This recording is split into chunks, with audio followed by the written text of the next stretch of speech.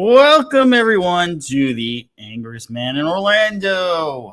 I am your host, Anthony from Orlando. Welcome, everyone. Welcome, everyone. To those who are going to watch on Rumble and on YouTube, welcome. So, let me tell you today why I am angry. Well, today's show is all about something that's very close to me, both emotionally and physically. That would be Disney. They've had a rough week, but we're going to pile on just like everybody else. So let's just start by saying that I have worked for the Walt Disney Company before. It was between 2016 and 2017, and I have proof. So let me show you.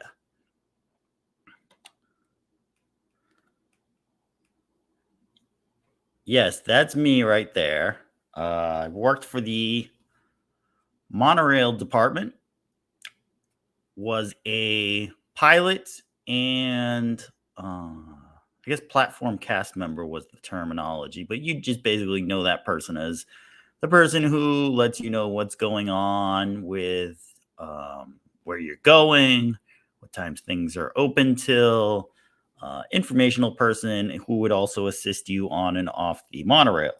So these uniforms or costumes, as they're known, were the Maroons, affectionately known as that. A lot of people liked them. They were around up until 2016. Then in February 2017, they switched over to a silverish costume with more the look and feel of an airline pilot.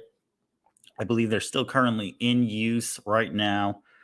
So if you want to just stop in and see what they look like, you can go ahead. I don't have a photo of me there in those uniforms, but I personally like those uniforms better, those costumes better.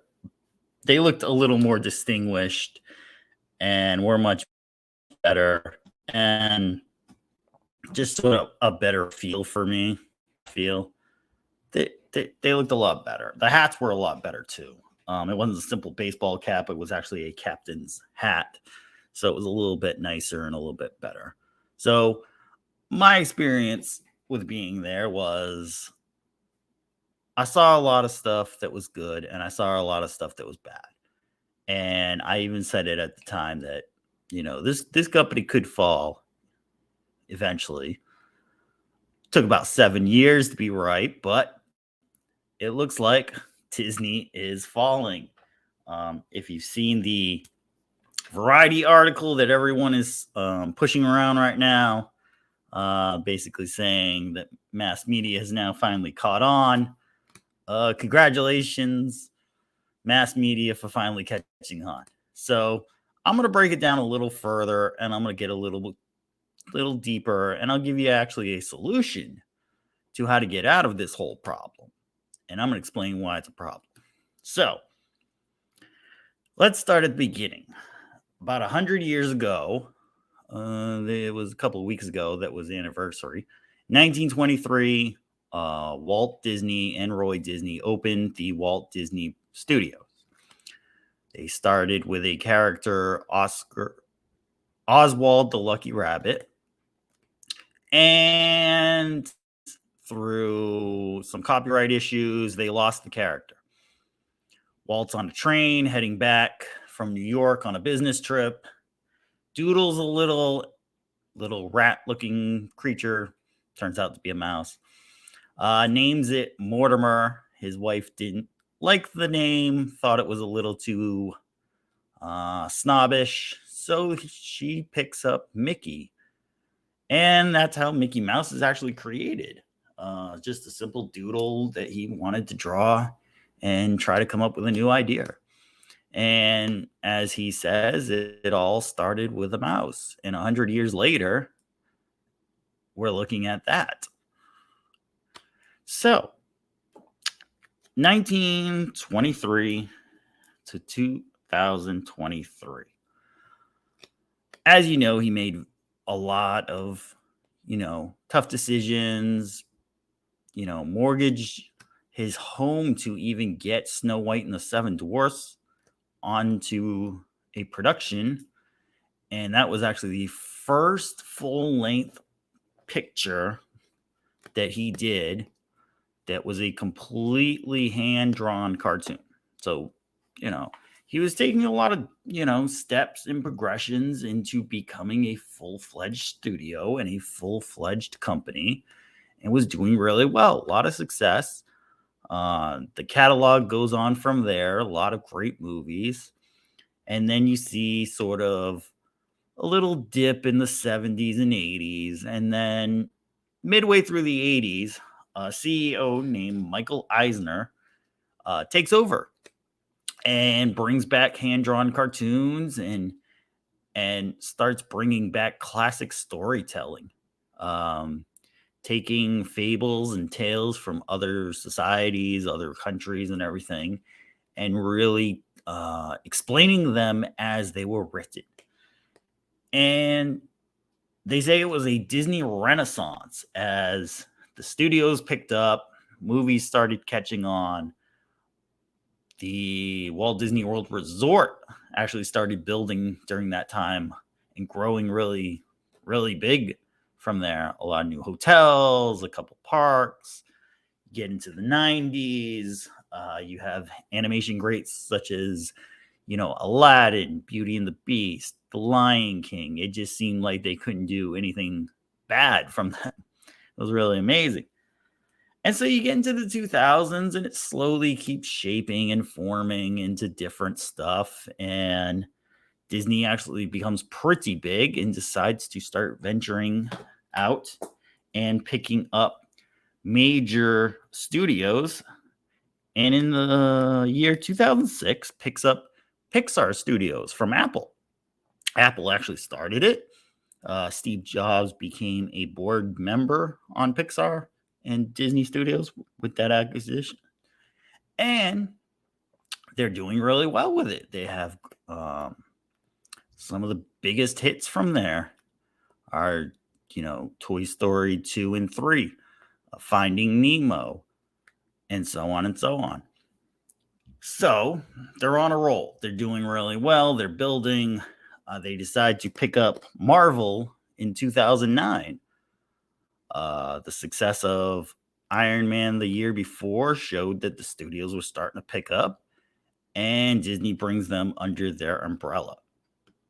And then in 2012, picking up Lucasfilm from George Lucas, being able to hold the rights to Star Wars and Indiana Jones and those great movies. So they're doing really well. They're doing a lot of success at this point, picking up extra studios and everything. And that's, building from there. But then you start seeing this new CEO named Robert Iger, the weatherman, as some people call him. He starts taking the reins over in the, I want to say, early-ish 2000s. But, when you get a new CEO, you still have some of the effects of an old CEO running into the new CEO's reign, we'll say. So it takes a couple of years for him to pick up and really start putting in his own special touch into everything he's doing. Now I came down to Florida in late 2009, and I was a big, huge Disney fan. Me and my girlfriend at the time, fiance at the time, went to Walt Disney World probably at least every weekend, if not a couple times during the week. Very much an enthusiast of the company. But even I started noticing things back then that were a little strange. The first thing that I thought was a little weird was when they were building New Fantasyland around the year 2012. I believe it opened. It was very strange. And the fact that they were actually taking out roller coaster attractions to simply put in place meet and greets with Disney princesses. And I thought, this is strange. Now, you can easily put a small venue up to create a meet and greet. So why would you take an attraction out that could hold a certain amount of people, keep them engaged, and bring in more into the park to simply just put a princess meet and greet at the time? I felt like it was very much tailored to simply just the little girls in your family, and thought, okay, maybe it's just time. Maybe that's the way it's going to go for a little bit. We'll see how things maneuver with that. And so, didn't really think much about it, you know? Hmm. So we go ahead a few more years, around 2014 ish. The movie Frozen comes out. Looked like a great movie, had a great soundtrack. Everybody was singing along to all the songs. So I decided, well, you know what? I'm going to go see it. I'm going to see what it's all about. And it's great, but you get to the ending and they fitted it with they needed the true love to break the curse at the end. So you think to yourself, okay, it turns out the prince is an idiot. He was actually trying to take the kingdom. Spoiler alert, Kristoff is actually the one that Anna ends up really liking. Maybe he's going to be the one that breaks the curse with true love. Well, it didn't turn out like that. Actually, it turned into becoming the love of sisters. And I thought, well, this is an interesting way to end a movie. You have Elsa saving Anna, and Kristoff just kind of sits back and tries the best he can with that. Okay, all right. Maybe it's a little different storytelling. Well, we'll see how it goes with there. So then you go into the 2010s. You have the explosion of Marvel going on. You have the beginning of the next trio of Star Wars movies. You have Pixar doing more movies. You have all the Disney stuff coming out. They're going to build Shanghai, a whole new park over there. They're going to update and renew a whole bunch of stuff. And you think, okay, maybe this can't be so bad. So park attendance keeps going up and up and up and up and up. But at the same time, you start seeing these fees pop up. Oh, charging overnight parking at hotels. Oh, okay. Well, they never did that before. Well, it's what every other resort does, is the infamous line I heard. They started charging for other little things. Parking went up. A lot of things started changing. And that was when I started working there, summer of 2016 into spring of 2017. And got into the Marvel movies, started watching them from the beginning and saying, okay, wow, these are actually really good stories, well written. They have some, connection with each movie, and it seems to be going along really good. So it was kind of exciting to get into that. And then I, started piecing everything together and started realizing, well, things are changing.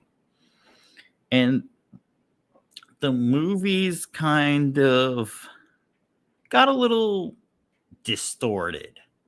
It wasn't the same way that the comics were being written.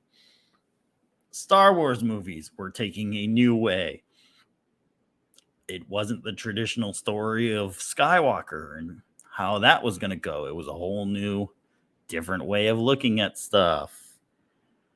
And so you thought, okay, maybe it's not a bad thing. Maybe we'll see where it goes.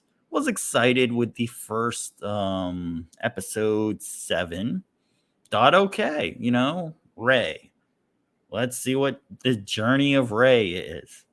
But as you slowly started getting more movies out and started seeing the quality of storytelling that was coming out with them, you started realizing that it was starting to degrade. They didn't really know where they were going. People were being moved around, and movies were coming out that didn't really fit into what was going on in the story already. And then you had the explosion of Marvel with Infinity War and Endgame. And I bring that up because for Marvel and for Marvel fans, that was kind of the end of it, ironically, with Endgame. The movies made well over $1 billion, and fueled Captain Marvel to also make well over $1 billion. And were just it seemed like the book end to a wonderful, wonderful story. Characters, came through. Spoiler alert, some characters died, some characters changed. And you really thought, okay, where do you go from this point going forward?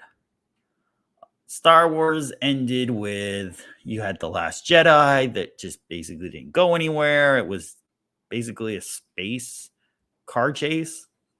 It was really odd. And then the Rise of Skywalker that kind of just didn't make anything understand. No explanation of anything.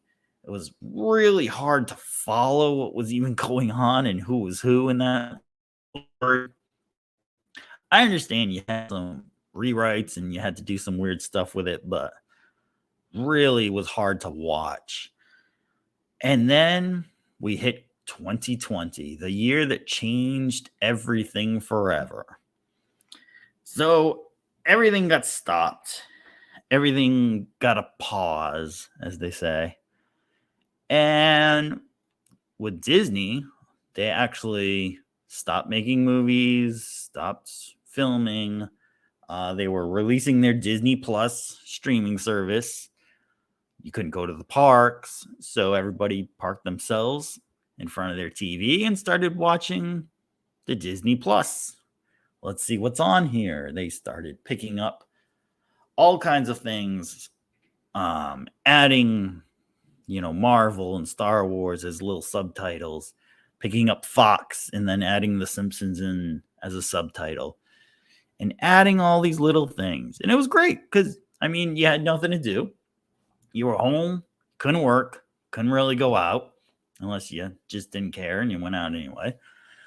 But it was something to watch to keep yourself amused and go with it. So you kind of didn't care if it was good or not. It was just something to do and you kept on rolling. And so the first series that came out for Marvel was WandaVision, which was intriguing.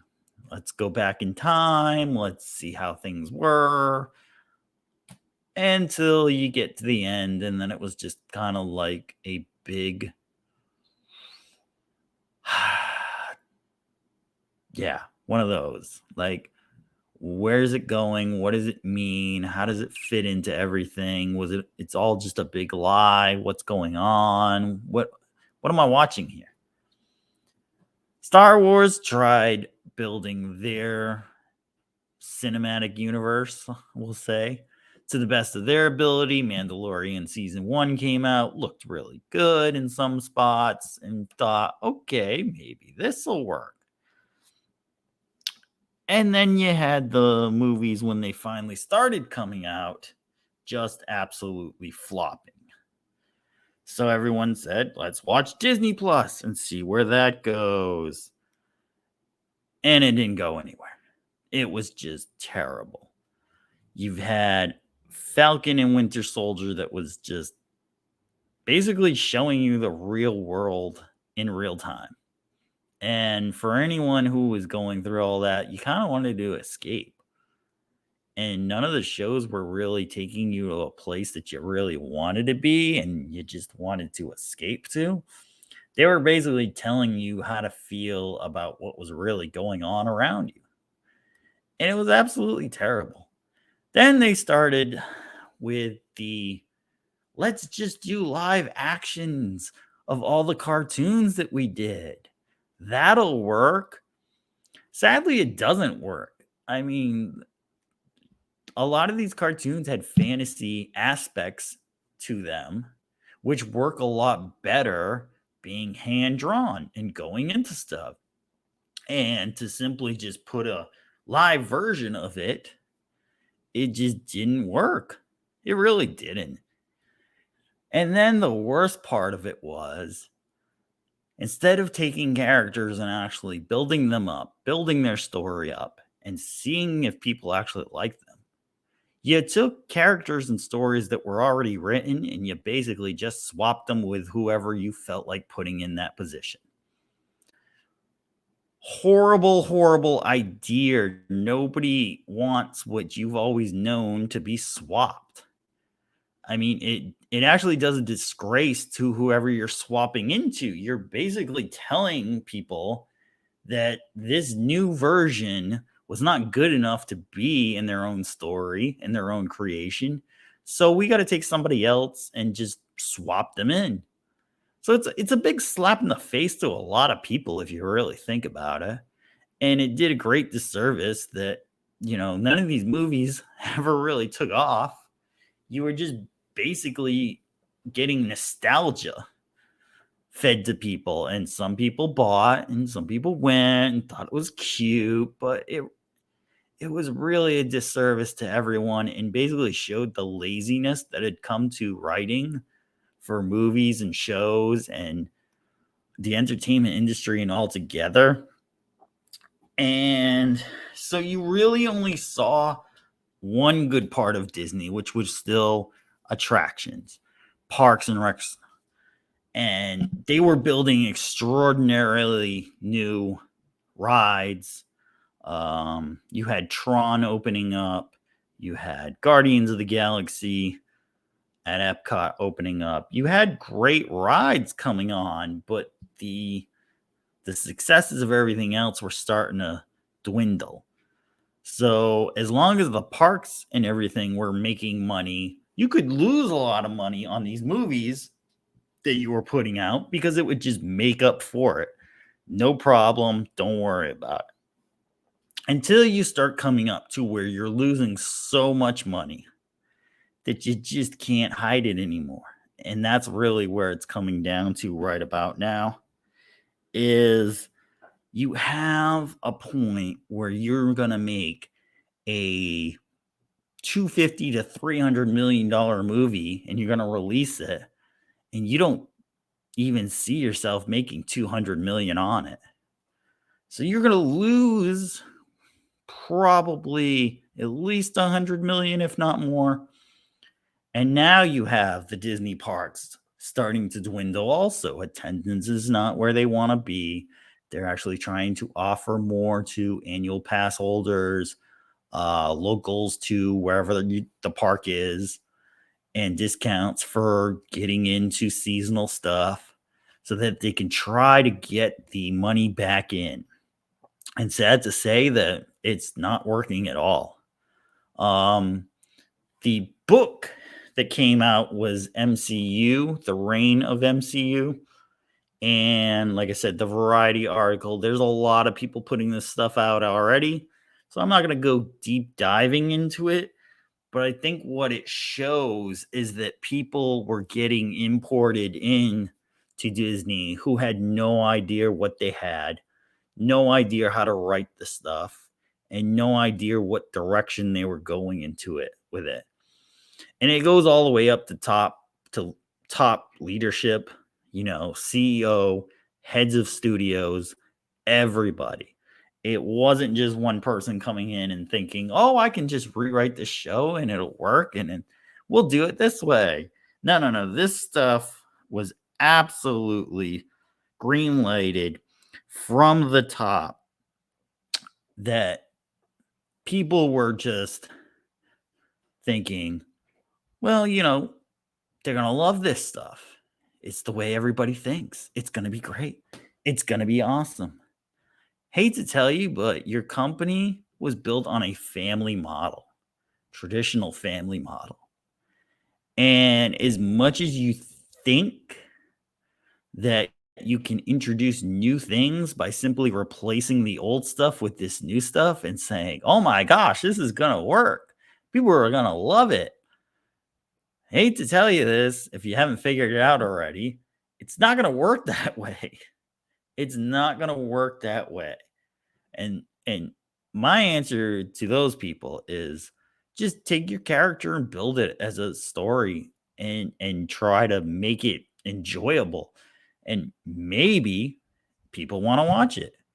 But if it goes that way and people still don't want to watch it, maybe it wasn't that good of a character. Sorry to say, but you got to read the writing on the wall. Now into a downturn and people just aren't going to the movies anymore. I actually have free tickets for movies. I can pretty much go whenever I feel like, and I still don't even feel like watching some of this garbage out here. It's absolutely insane that they put this stuff out here thinking that, somebody's gonna go watch it. I'm gonna sit there and be told how I should feel about stuff and what I should think about stuff because I don't know anything because I'm an idiot watching your movie. That's a horrible way to put a message out into that stuff. So here's my conclusion on how to wrap this up and bring this back. What you got to do is you got to start from the top down. You got to get a new CEO in there. And right now, you've got a board that 60%, I would say, support Mr. Iger in his role. So you got to kind of figure out what to do to get him out. Now, the stock price is what's going to help you right now.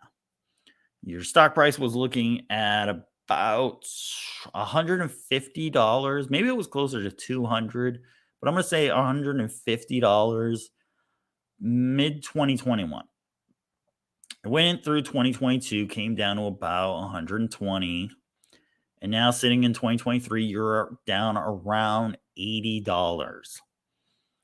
If that stock price goes down to under 50 and even close to 25, I think that's going to trigger enough people to say, okay, we need to make a change. So you make your change with CEO, and then you have to start clearing out the top. You got to get everybody out of there. Everybody. It's not going to work if there are people that still think that the way they're doing stuff is working. It's not. And the economics say it's not. The popularity of your stuff says it's not. So you got to change it all. You got to go through the middle, clear out most of the middle, if not all the middle too. And you even got to clear out some of the bottom.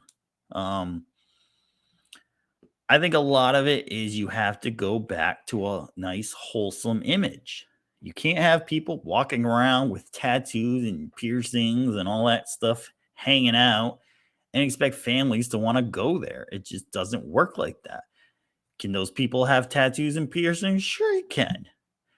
But maybe you're not working here. You're working, at Starbucks or at the mall or somewhere else because it's a wholesome and family company. You can't change that image and think, oh well, people will be okay with this. They're not okay with it. You can see from the popularity, from the economics on it. They're not okay with it. So you got to go back to that image. Everything's clean, everything's nice. People are going to be friendly with you. You have to be careful who you're allowing into the park. Don't let in mass amounts of people. Sad to say, but there's been a lot of fights and arguments at the parks. And I think a lot of it is just they kind of let everybody into the park and just let them go crazy in there. It's not the way to go. You really have to kind of look at it and say, okay, how can we better manage this? I certainly think you need to take out reservations. Reservations weren't working. because a lot of people that loved Disney and loved the family atmosphere and all that weren't coming. So who'd you have coming? You had people with disposable money that didn't care. They just wanted to go and do something with their family. So you had the arguments and the fights because they didn't see it as their personal amusement park. They saw it as just, hey, it's a lot of rides and a lot of shows, and my kids will like it.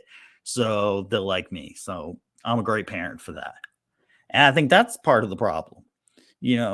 When you had annual pass holders going through the park, you felt like you owned a piece of the park and you took care of the park. If you saw something on the ground, you picked it up and put it in the trash can. If you saw something was going on, you alerted people and things were taken care of a lot easier. You took a pride in the park. And people don't do that nowadays. And it's unfortunate and you see it, in neighborhoods across the country where, people just let things go.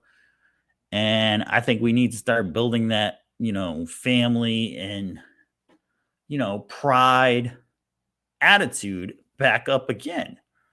So that's something that needs to change. I think you should bring back more of the annual pass holders. I think you should bring back people who want to come to the park and want to appreciate the parks and want to be able to, have a fun experience and not have to worry about, is there some idiot over there who's going to cause a havoc or a fight or what, or any of the stuff that you've seen on the other YouTube channels that are out there.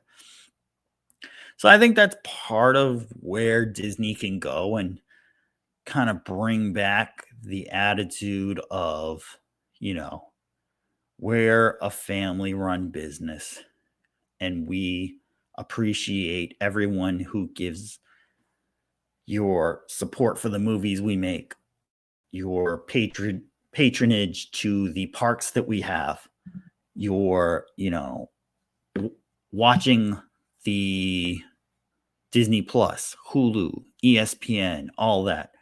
Start bringing that back. Start bringing ESPN back to sports and not be a cultural channel. And I think that'll start changing everything and bringing numbers back up and help everything. But without someone in place who knows these things and knows how to do these things, you're not going to see Disney change. And right now, if Marvel's flops, it's going to look really bad. Not that we didn't know it was looking bad, but some people really start to see that it's going to be looking bad. And it's going to probably die off. And you're going to see a stock price go down. I mean, if they have a couple bad quarters, it's going to get even worse. And what you could see is perhaps the parks and development departments get maybe sold to a competitor, Cedar Fair and Six Flags. You could see parts of their entertainment industry selling off. They've floated the idea of branching ESPN off to somebody or part of it to somebody. They've looked at the idea of bringing other communication companies in to see if they wanted to buy a part of Hulu or Disney Plus or anything. So you could actually see that happen if this company doesn't turn themselves around. I don't think the political fights are a good thing for them. They're not a political company. They've never been a political company. To sit there and blame Chapek for a lot of this stuff, I think it's a band-aid. A lot of the stuff was pre-approved by Bob Iger when Bob Chapek came in. So it really wasn't Chapek's stuff. I think he kind of got into it, saw what was going on, and tried to just do the best that he could and push through the stuff that he thought he could. And he wasn't better. But he certainly wasn't the full cause of everything that was going on at Disney to happen. So a lot of the blame is on Bob Iger. And a lot of the blame is on Kevin Feige and Kathleen Kennedy. And you saw the South Park episode, mock her quite a bit, but there's plenty of it to spread around to everyone who's running a major department at Disney right now. Without someone stepping out and saying, "I think we should be doing this," and you could do that. You could go into a major publication and leave an interview that says, I appreciate everything that the executives are doing. I'd like to hopefully one day take it in this position and go from there. Good possibility you're going to lose your job, but at least you put it out there and have some pride in what you're doing, and let people know that you actually cared in case the whole thing does go down. Now, if they're able to get a new CEO and they do change stuff around, I mean, there's still a lot of great stories out there to tell from many different cultures.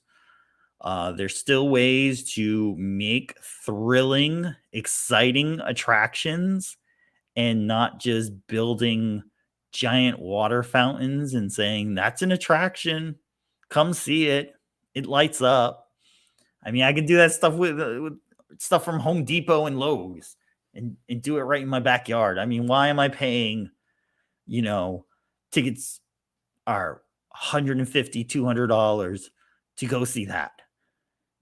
And I was actually watching some videos I had done back in the day, and it was funny is we made a joke about the crane behind Disney and how that was so funny that they had a crane behind Disney because you never saw that type of stuff there.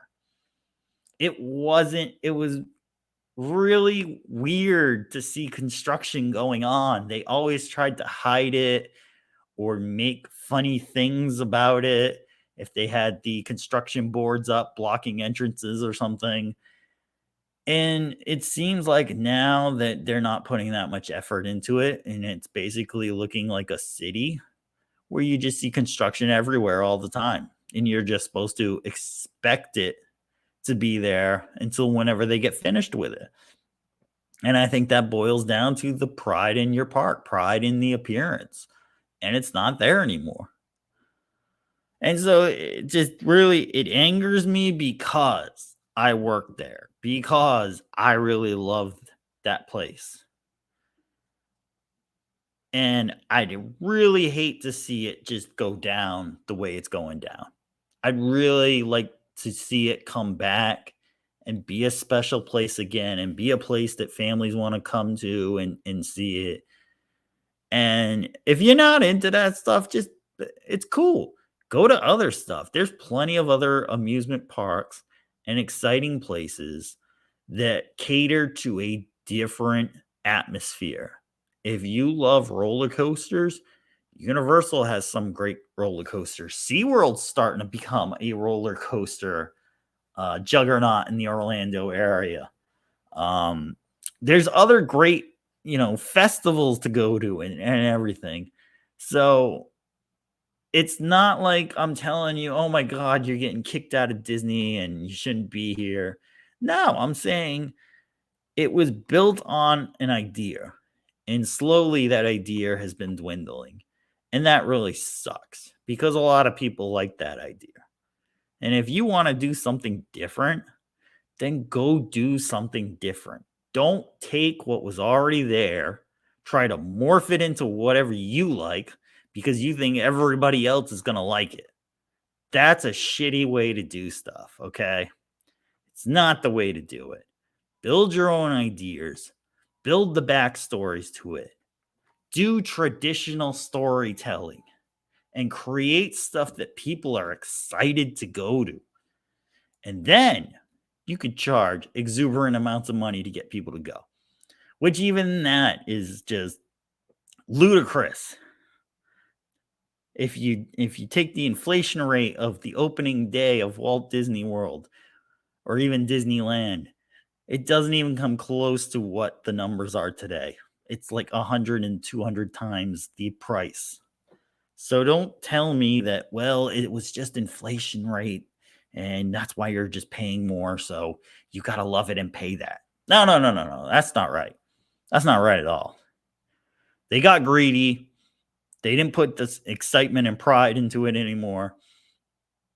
And it is slowly starting now to finally seep into the minds of the mass media that something's wrong with Disney. The Mouse House could come crashing down. And it was already going if you really saw it. So that's our show. I hope you enjoyed it. I hope if you're watching this, you can like, subscribe, share. If you didn't like it, I know there's no dislike buttons anymore. Tell me a comment why you didn't like it or what I can change or what you think I should have said or how I should have said it. So feel free to do that. Feel free to share it to any other channel. I am the angriest man in Orlando, and I'm pretty angry at Disney. So I will see you next time. We're gonna do these shows randomly for right now. Once we get enough people in here, so share to your friends. We'll do some live streams so people can join in and discuss with me, and then we'll do some. We'll cater to a certain time and night that I think people will actually want to sit and watch this thing. So enjoy, share it, have a great night. It's been a pleasure talking to everyone. I'm just really angry right now.